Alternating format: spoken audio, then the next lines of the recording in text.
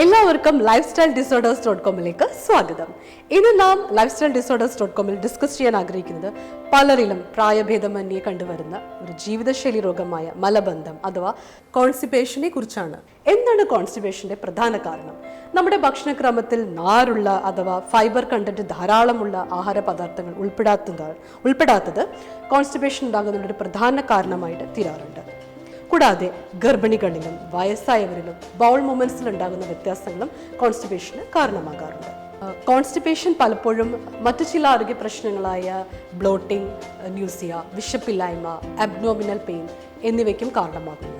മാത്രമല്ല, നാം ആവശ്യത്തിന് വെള്ളം കുടിക്കാത്തതും മലബന്ധം ഉണ്ടാക്കാൻ സാധ്യതയുള്ള ഭക്ഷണ പദാർത്ഥങ്ങളായ ചീസ്, അതുപോലെ വൈറ്റ് റൈസ് എന്നിവയുടെ അമിത ഉപയോഗവും കോൺസ്റ്റിപ്പേഷന് കാരണമാകുന്നു.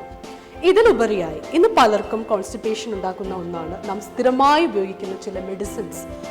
ഉദാഹരണത്തിന് നാം ഉപയോഗിക്കുന്ന വേദന സംഹാരികളായ ഒപ്പിയോഡിക്സ്, ആൻറ്റിസ്പാസോമോഡിക്സ്, ആൻറ്റി ഡിപ്രസൻസ്, അതുപോലെ ഡ്യുയാറ്റിക്സ്, ആൻറ്റി ഹൈപ്പർടെൻസീവ്, കാർഡിയാക് ഡ്രഗ്സ് എന്നിവ കോൺസ്റ്റിപ്പേഷൻ ഇൻഡ്യൂസ് ചെയ്യുന്ന മരുന്നുകളാണ്.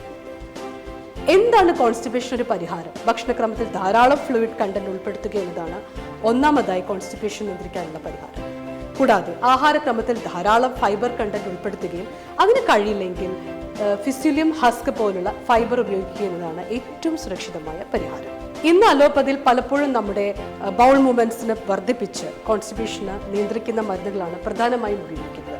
ഇങ്ങനെ ആർട്ടിഫിഷ്യലായി ബൗൾ മൂവ്മെന്റ്സിന് ഇൻട്രൊഡ്യൂസ് ചെയ്യപ്പെടുമ്പോൾ ഇത് ഹാബിറ്റ് ഫോർമേഷനിലേക്ക് നയിക്കുകയും മരുന്നുകളില്ലാതെ മോഷൻ സാധ്യമാകാതെ വരികയും ചെയ്യുന്നു എന്നുള്ളതാണ് ഇതിൻ്റെ ഒരു പ്രധാന പോരായ്മ. അതായത് ഡയറ്റിൽ ചെറിയ മാറ്റങ്ങൾ വരുത്തി പരിഹരിക്കാമായിരുന്ന ഒരു ഡിസോർഡറിനെ മരുന്നുകൾ ഉപയോഗിച്ച് സ്ഥിരം മരുന്ന് ഉപയോഗിക്കേണ്ടി വരുന്ന ഒരു രോഗമാക്കി മാറ്റുക എന്നുള്ളതാണ് മോഡൽ ലെക്സാറ്റീവ്സ് ഉപയോഗിക്കുമ്പോൾ ഉണ്ടാകുന്ന പ്രധാന പോരായ്മ. ഇത് നമ്മുടെ നാട്ടിൽ ബൗൾ മൂവ്മെന്റ്സ് വർദ്ധിപ്പിക്കാനായി വ്യാപകമായി ഉപയോഗിക്കുന്ന സിസാപ്രൈഡ് പോലുള്ള മരുന്നുകൾ മറ്റ് പല രാജ്യങ്ങളിലും നിർത്തലാക്കിയിട്ടുള്ളതും കാർഡിയാക് അദീമിയ പോലുള്ള സീരിയസ് സൈഡ് എഫക്ട്സ് ഉണ്ടാക്കുന്നതുമാണ്. കോൺസ്റ്റിപ്പേഷൻ അഥവാ മലബന്ധം നിയന്ത്രിക്കുന്നതിന് ഏറ്റവും നല്ല പരിഹാരം പാർശ്വഫലങ്ങളില്ലാതെ ഹാബിറ്റ് ഫോർമേഷനിലേക്ക് നയിക്കാത്ത നാച്ചുറൽ ഫോർമേഷൻ ഉപയോഗിക്കുക എന്നുള്ളതാണ്. ആയുർവേദത്തിൽ കോൺസ്റ്റിപ്പേഷൻ വളരെ ഫലപ്രദമായി നിയന്ത്രിക്കുന്ന എഫക്റ്റീവ് മെഡിസിൻ ഇന്ന് അവൈലബിൾ ആണെന്നുള്ള കാര്യം ഞങ്ങൾ നിങ്ങളെ അറിയിക്കട്ടെ.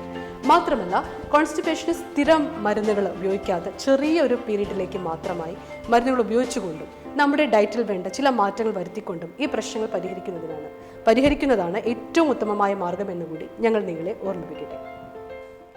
ഈ വിഷയത്തിൽ കൂടുതൽ കാര്യങ്ങൾ അറിയുന്നതിന് ഞങ്ങളുടെ lifestyledisorders.com-ന്റെ ആരോഗ്യ വിദഗ്ധരുമായിട്ടും ബന്ധപ്പെടാവുന്നതാണ്. For online consultation www.lifestyledisorders.com. കൂടാതെ ഞങ്ങളുടെ ടെലിഫോൺ നമ്പറിലും ബന്ധപ്പെടാവുന്നതാണ്. നിങ്ങൾക്ക് ഈ വീഡിയോ ഇഷ്ടമായെങ്കിൽ ദയവ് ചെയ്ത് സബ്സ്ക്രൈബ് ചെയ്യുക. നിങ്ങളുടെ സംശയങ്ങൾക്കും നിർദ്ദേശങ്ങൾക്കും lifestyledisorders.com-ലെ ആരോഗ്യ വിദഗ്ധരുമായി ബന്ധപ്പെടണം.